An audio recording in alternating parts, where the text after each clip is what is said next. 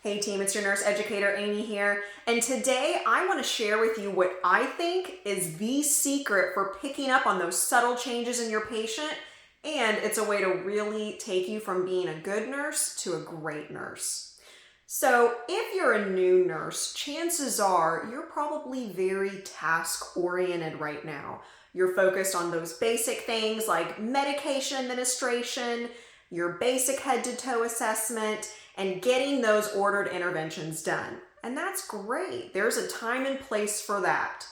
As you master those foundational concepts, I want to challenge you to start adding ongoing assessments into your routine.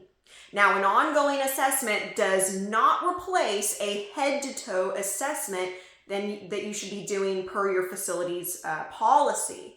An ongoing assessment is a continuous assessment throughout your shift of how your patient is doing.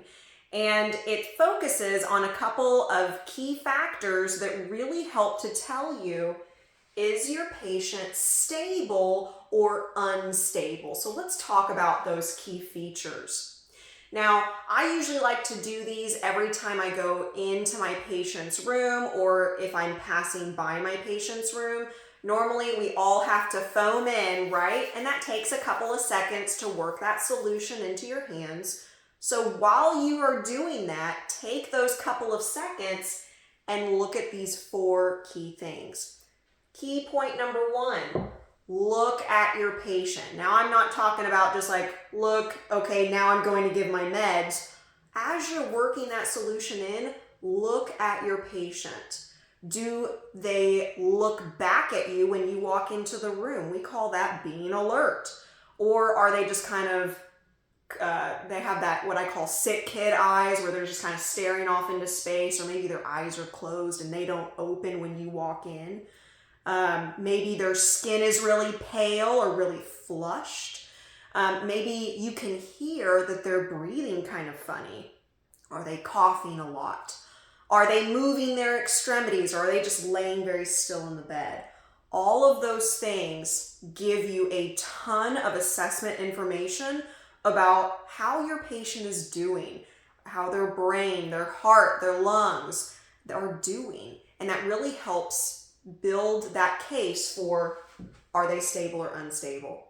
Now, after you've looked at your patient, if you work on a unit that utilizes cardiac monitors, or maybe you leave a vital sign machine in the patient's rooms, be sure to add that into this ongoing assessment. What this is going to do is it's going to start building a vital sign trend in your brain for what's going on with your patient. I'm telling you, this in particular is key to start picking up on those subtle changes. Maybe the last time you walked into the room, the blood pressure was in the 120s, but now you've noticed it's in the low 90s, and you've noticed that that heart rate is starting to go up. That right there would prompt you to go in and assess your patient further. Maybe you just caught a bleed that is starting to happen, or maybe you caught something else. So start building that trend in your mind, and you're going to be really surprised at the things that you're able to pick up on. Point number three, make sure that you're looking at your IV pumps and bags in your patient's room. We're really trying to make sure that our medications or fluids don't run out, especially if you're working in an area that uses vasoactive infusions, sedation, or anticoagulant solutions. It's really dangerous if those things run dry. And in some facilities, you may even have to order those medications ahead of time, and pharmacy may have to bring them to you. So if you're staying on top of this, you can prevent that medication from running dry and a bad complication happening to your patient. And then the last point is looking at the equipment in your patient's room. So this could be making sure that if it's attached to the patient, that it's attached properly, it's working properly, is anything alarming? Make sure and look at that equipment in the room. And again, all of these things are going to point to, is your patient stable or unstable? And this may change as you go throughout your shift. If you haven't figured it out by now, you're not going to be spending equal amounts of time with each of your patients. It just doesn't work that way. And so doing this ongoing assessment really helps you determine who needs the majority of my time right now. If you just caught that your patient is having a stroke or is bleeding out in the bed, you need to devote a majority of your attention to that patient right then, right? Now, let me show you how this would play out in real life, okay? So I have foamed in. I'm going to go give some of my morning medications that I'm foaming in, and as I'm working that foam in, I'm looking at my patient. He looks like he's sitting very comfortably in the bed. He could be watching TV. He acknowledges me when I walk into the room, and his skin looks normal for his ethnicity. So he looks great.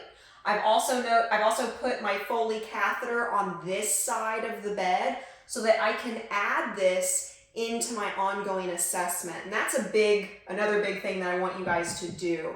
Again, you'll be surprised at the things that you're going to be able to pick up, like, hey, there's not a lot of urine in that bag and I've been on shift for 6 hours. We should assess that further. Now I'm going to look at my cardiac monitor. It looks like his heart rate is 76, his oxygen is 97%, and that's consistent with the last hour I was in, so again, he looks stable.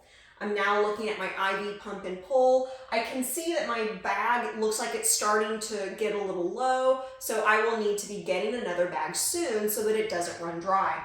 And then last, I'm looking, and this patient is hooked up to a nasal cannula for some oxygen. It looks like it's on properly, and his oxygen sat is stable and normal for what his orders are. So all of that tells me that this patient is stable at this moment.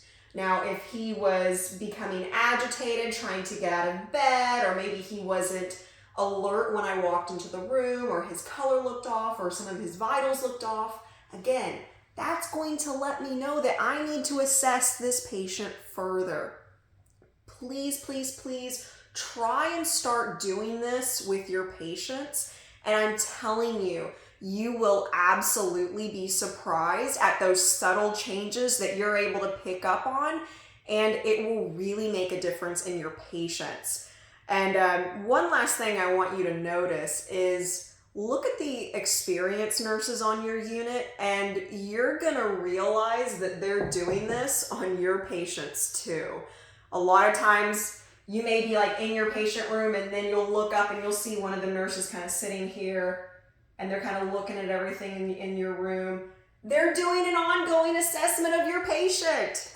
They're wanting to make sure that everything looks okay and that you're doing okay. So make note of that, and you'll be surprised that that's what they're doing. But try this out. Put in the comments if it's helped you identify things, or let me know if you currently do something like this and if it's helped you. But please make sure to like and subscribe my video so that you don't miss any more. I'll see you in the next one, guys.